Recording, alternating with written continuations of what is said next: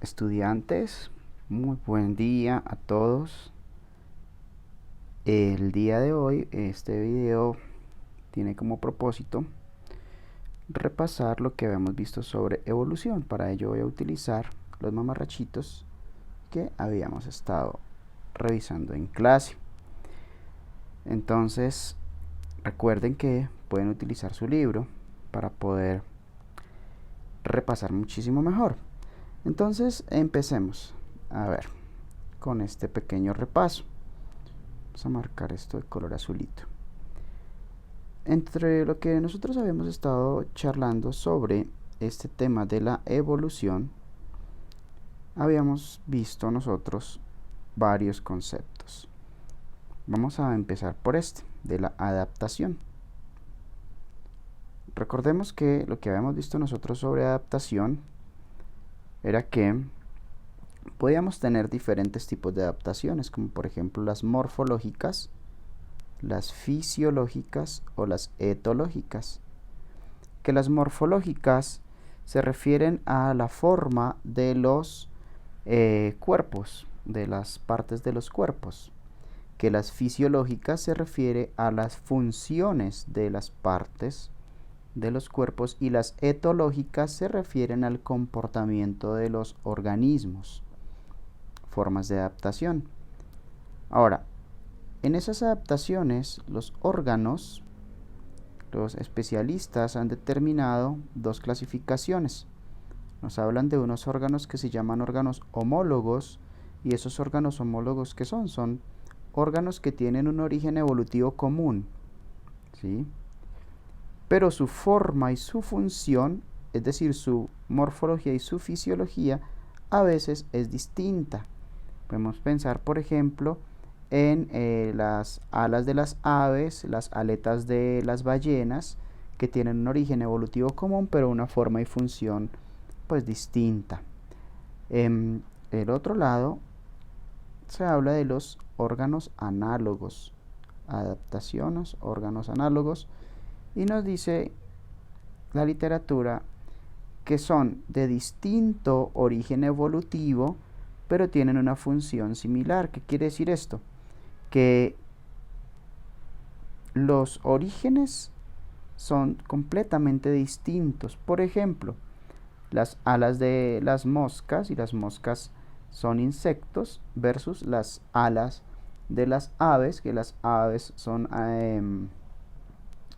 animales, pero que se clasifican dentro de los vertebrados, ¿sí?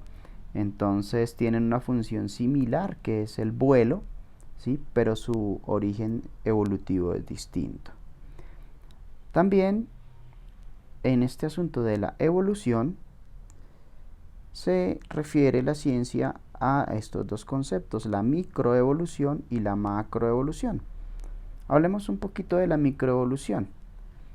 La microevolución se refiere, en términos muy generales, a cambios menores que suceden en las especies particulares. Yo puse acá este pequeño ejemplo con este veneno, el kill bug, el matabichos o el matabicho. Era un veneno, hipotéticamente hablando, pero pues este caso es real, que lograba eliminar a los mosquitos. Entonces se aplicaba ese veneno y los mosquitos morían. Sin embargo, con el paso del tiempo, los mosquitos se fueron adaptando a los componentes químicos de este veneno y se hicieron más fuertes, así como este super mosquito que aparece en la ilustración, y entonces se llama algo así como un super mosquito al que este kill bug no le hace nada. Para ello, ¿qué tendría que hacer el ser humano? Pues tendría que inventar un producto químico muchísimo más potente para poder matar a este mosquito, ¿sí? Algo así como el Kickbug Plus o algo así, para que lo pudiera matar, porque la antigua fórmula química ya no sirve. Entonces, esos pequeños cambios en la especie, específicamente hablando, o en este caso del mosquito, son ejemplos de lo que se denomina la microevolución. Ahora, cuando se trata de macroevolución, los especialistas dicen que los análisis se hacen más allá de la especie.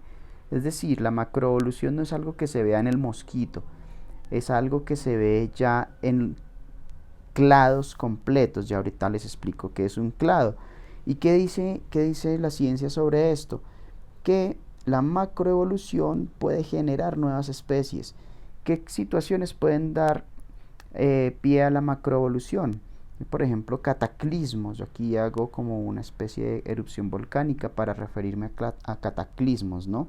Que son eventos prácticamente globales que obligan a las especies luego de una extinción masiva a evolucionar.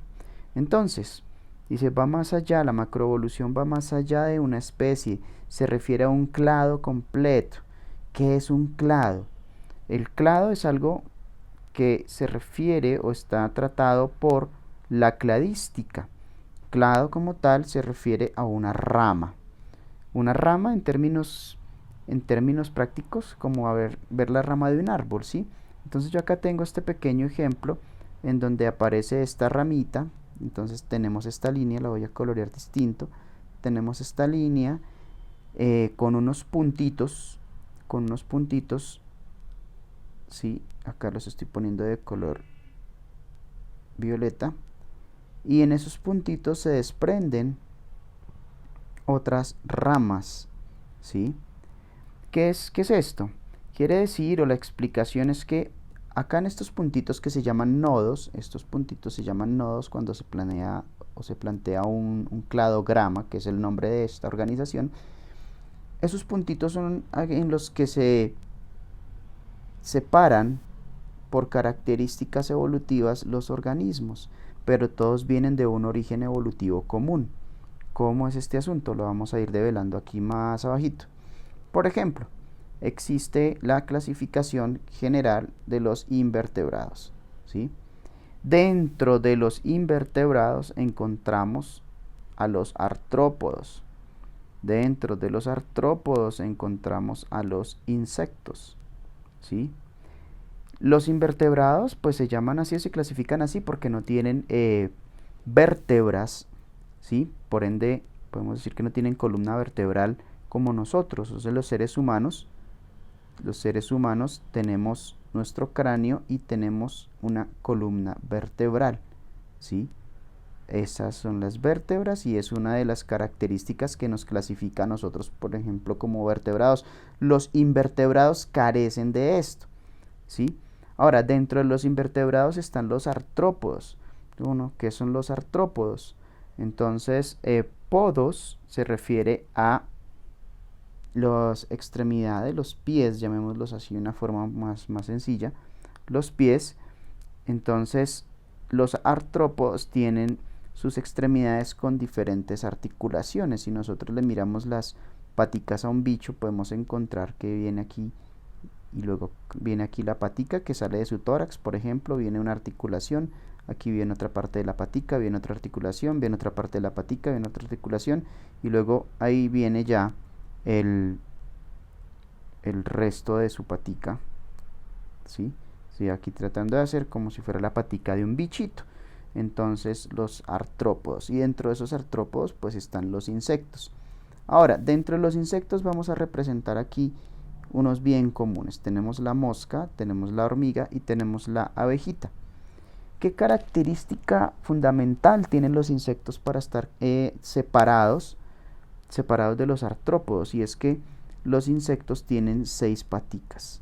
Si tiene 6 paticas, entonces clasifica como insecto. ¿Sí? Las hormiguitas, por ejemplo, tienen 6 paticas.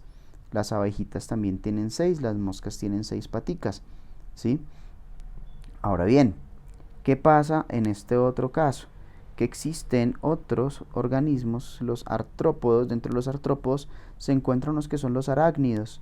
Y los arácnidos se caracterizan porque ellos tienen 8 paticas, 4 pares de paticas, ¿sí? Está, por ejemplo, la araña y está, por ejemplo, el escorpión, que tiene sus 8 paticas. Ellos, por eso, no son insectos, ellos pertenecen a otro parche de los artrópodos, que son los arácnidos. Entonces, este asunto lo estudia la cladística, lo organiza la cladística.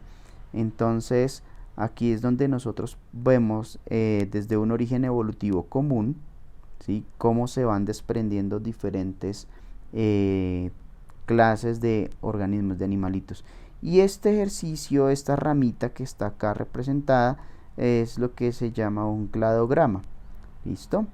Ahora bien, por este lado de las adaptaciones y todo, vamos a ver el asunto de la selección natural, que es un tema que está relacionado con la evolución.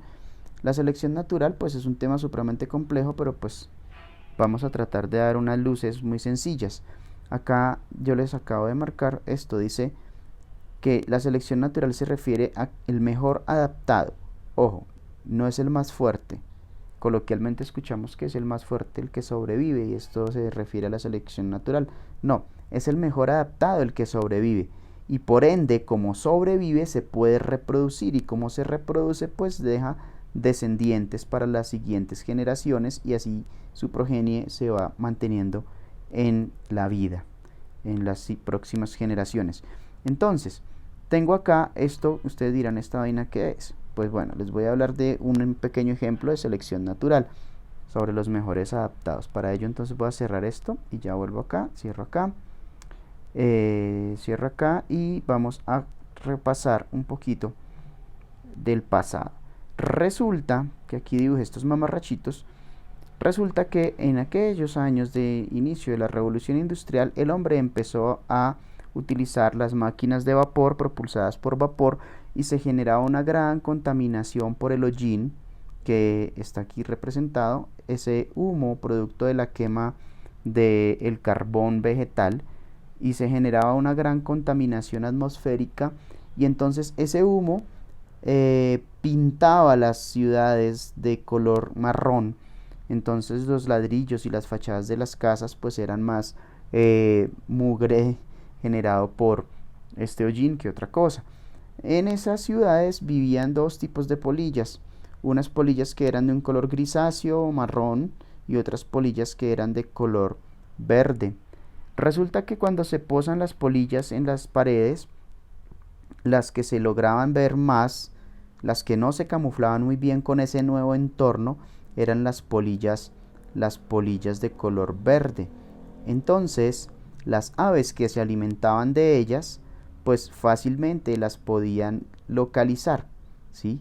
Las localizaban muy fácilmente. Si un ave estaba cazando, entonces rápidamente podía ubicar esa polilla, ¿sí? Porque se notaba mucho en el ambiente, o sea, se puede ver fácilmente esa polilla, entonces se hacía presa fácil porque se notaba más esa polilla sobre las paredes llenas de hollín de esas ciudades. Entonces, ¿qué sucedía en esta situación?